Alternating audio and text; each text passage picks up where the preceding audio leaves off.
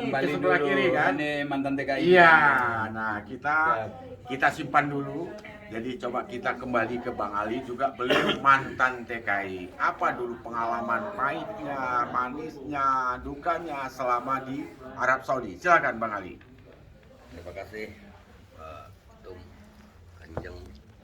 Eh, saya memang buta waktu itu tidak tidak ada kepikiran sama sekali untuk berangkat ke Arab Saudi.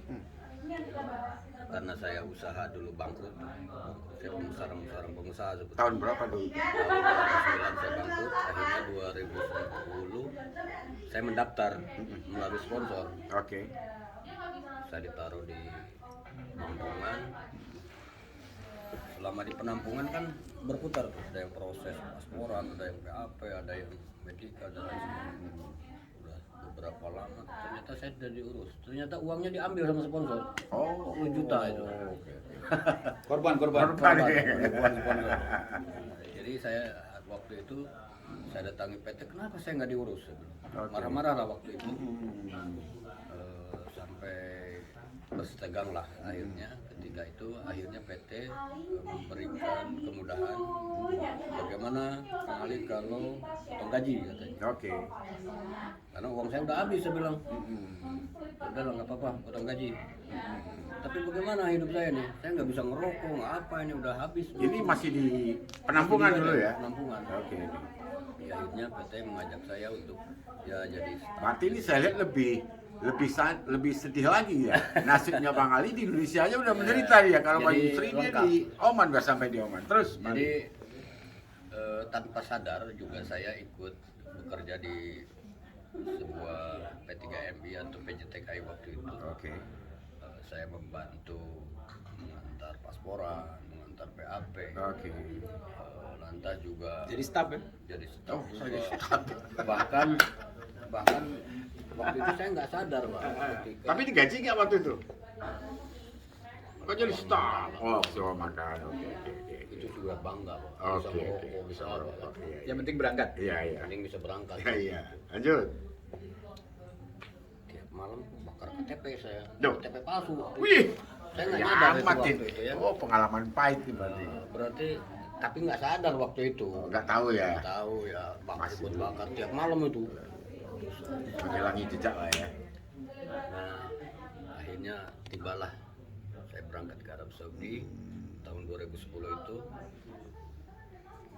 Baru beberapa bulan di sana, ternyata kondisi saya banyak menemukan orang-orang yang bermasalah, yang membutuhkan pertolongan. Karena mungkin alhamdulillah saya diberikan jiwa sosial saya, nasionalisme saya alhamdulillah tinggi, sehingga ketika ada masalah yang terjadi terhadap teman-teman langsung saya bantu semampu saya. Walaupun Itu saya setelah Bang Ali berapa lama di Arab Saudi melihat? baru berapa bulan Pak, saya sudah langsung bahkan Para nasibnya ini ya. teman-teman yang sudah bertahun-tahun di sana antaranya anak ajaib. Oke. Jadi saya tolong, saya ngontrak rumah, saya tampung untuk membantu mereka.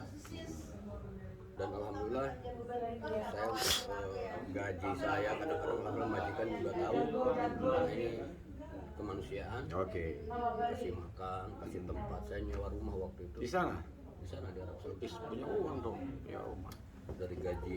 Oh, dari gaji. Saya gaji waktu itu saya korbankan untuk membantu Indonesia.